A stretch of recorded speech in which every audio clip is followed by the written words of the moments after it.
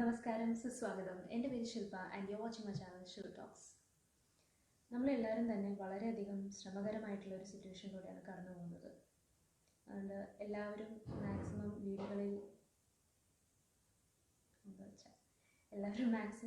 വീടുകളിൽ ഇരിക്കാൻ ശ്രമിക്കുക. മാക്സിമം നമ്മളുടെ കൈകൾ എപ്പോഴും ശുചിയായി വെക്കാൻ വേണ്ടി ശ്രദ്ധിക്കുക. അതൊക്കെ തന്നെ നമുക്ക് ചെയ്യാൻ പറ്റുള്ളൂ അല്ലേ? നമുക്ക് ചെയ്യുന്നതിനൊക്കെ ഒരു പരിധിയുണ്ട്.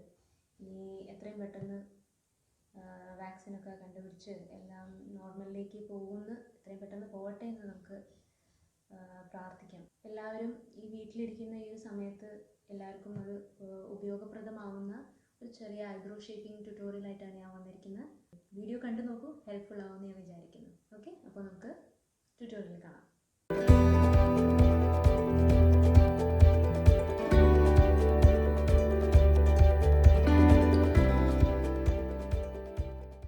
ഐബ്രോസ് ഷേപ്പ് ചെയ്യാൻ ആദ്യം ഇതേമാതിരത്തെ ഒരു പുളി ബ്രഷ് എടുത്തിട്ട് ബ്രോസ് നന്നായിട്ട് ബ്രഷ് ചെയ്ത് കൊടുക്കുക.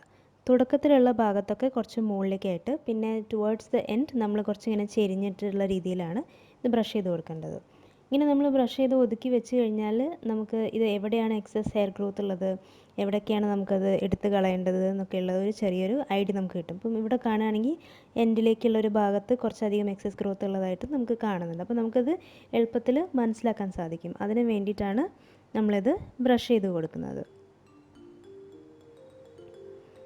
അപ്പോൾ തുടക്കം ഭാഗത്തിൽ നോക്കുകയാണെങ്കിൽ മുകളിലേക്ക് ബ്രഷ് ചെയ്യുമ്പം അതിൻ്റെ ലെങ്ത്ത് എത്രത്തോളം കട്ട് ചെയ്യണം എന്നൊക്കെയുള്ളൊരു ഐഡിയ കിട്ടും. അതിനാണ് തുടക്കം ഭാഗത്തുള്ളത് മുകളിലേക്ക് ബ്രഷ് ചെയ്യുന്നത്.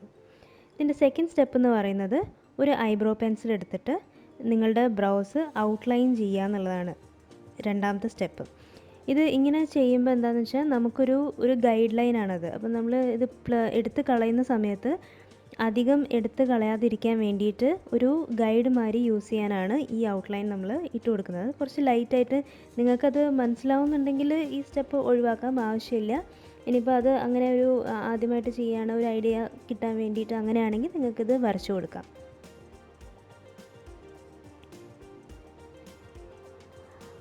അടുത്ത സ്റ്റെപ്പ് എന്ന് പറയുന്നത് എവിടേക്കാണ് നമ്മൾ ഹെയർ റിമൂവ് ചെയ്യാൻ ഉദ്ദേശിക്കുന്നത് അവിടെയൊക്കെ നന്നായിട്ട് പൗഡർ അപ്ലൈ ചെയ്ത് കൊടുക്കുക.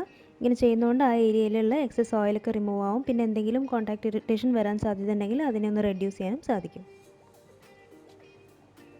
നമുക്ക് ഇപ്പോൾ തന്നെ മനസ്സിലാവും, നമുക്ക് താഴ്ഭാഗത്ത് ഈ ഒരു പോർഷനിലുള്ള ഹെയർസൊക്കെയാണ് റിമൂവ് ചെയ്യേണ്ടത്. ഇതിനായിട്ട് സാധാരണ ഒരു പ്ലക്കർ എടുക്കുക. ഇതേമാതിരത്തെ പ്ലക്കർ ഈസിലി അവൈലബിൾ ആണ് അതൊക്കെ. എന്നിട്ട് ഒന്ന് സ്ട്രെച്ച് ചെയ്ത് പിടിച്ചിട്ട് മെല്ലെ ആ ലോവർ പോർഷനിലുള്ള ഈ എക്സസ് താഴെയുള്ള എക്സസ് ഹെയർസ് എല്ലാം റിമൂവ് ചെയ്യുക.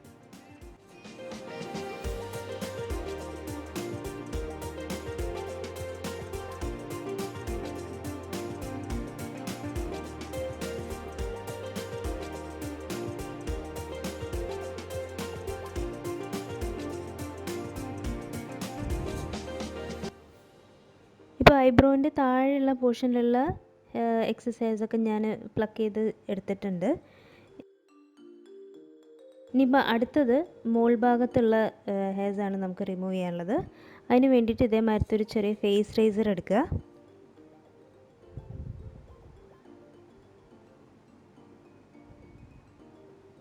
ഈ ഫേസ് റേസർ ഉപയോഗിച്ചിട്ട് ഈ മോൾ ഭാഗത്തുള്ള കുറച്ച് ഫൈനായിട്ടുള്ള ഹെയർസ് ഉണ്ട്, അതിനെയാണ് റിമൂവ് ചെയ്യേണ്ടത്.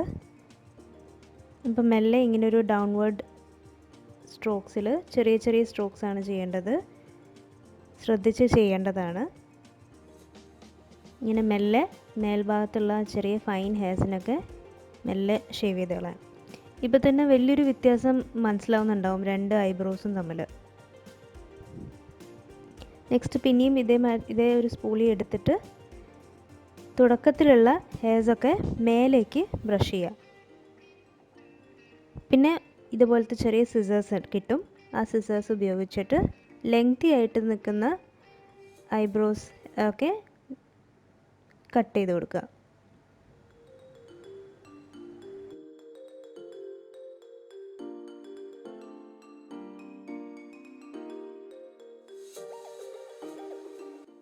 നെക്സ്റ്റ് സ്റ്റെപ്പിൽ ഐബ്രോൻ്റെ ചുറ്റിലുമുള്ള, അതായത് സെൻറ്ററിലും കുറച്ച് മുകൾ ഭാഗത്തും ഒക്കെയുള്ള, അതായത് സറൗണ്ടിങ് ഏരിയയിലുള്ള ചെറിയ ഫൈൻ ഹെയർസൊക്കെ ഫേസ് റേസർ ഉപയോഗിച്ചിട്ട് തന്നെ മെല്ലെ ചെറിയ ചെറിയ ചെറിയ സ്ട്രോക്സ് ഉപയോഗിച്ചിട്ട് അതൊക്കെ ഷേവ് ചെയ്തെടുക്കുക.